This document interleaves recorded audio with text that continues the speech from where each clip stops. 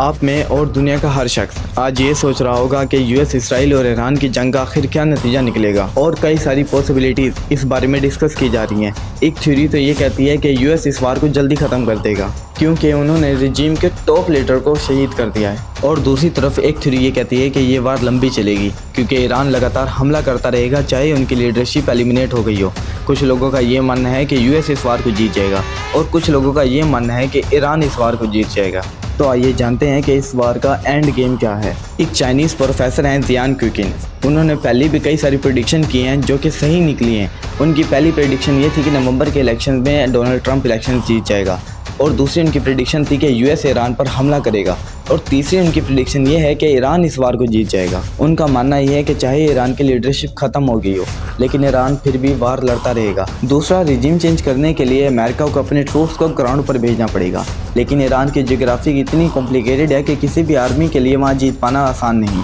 और वहाँ के लोग भी रिजीम को फुल सपोर्ट करते हैं, जिसका मतलब ये है कि अमेरिका ने ईरान पर हमला करके वहाँ की नेशनल यूनिटी को और कंसोलिडेट कर दिया है, जो कि अमेरिका के लिए एक बहुत बड़ा ख़तरा बन सकता है। और दूसरी तरफ कुछ एनालिटिक्स का ये मानना है कि अमेरिका ने ईरान पर हमला वहाँ के रिजीम चेंज करने या वहाँ के न्यूक्लियर बम को ख़त्म करने के लिए नहीं किया, बल्कि उन्होंने ये हमला किया ताकि चाइना को काउंटर किया जा सके, और जब वो चाइना को फुल बेबस कर देंगे तभी ये वार ख़त्म की जाएगी। और उनका कहना ये भी है कि अप्रैल में जो डोनाल्ड ट्रंप की विजिट है उसमें चाइना यूएस की सारी टर्म्स के लिए एग्री कर जाएगा, और तभी ये वार ख़त्म हो सकती है।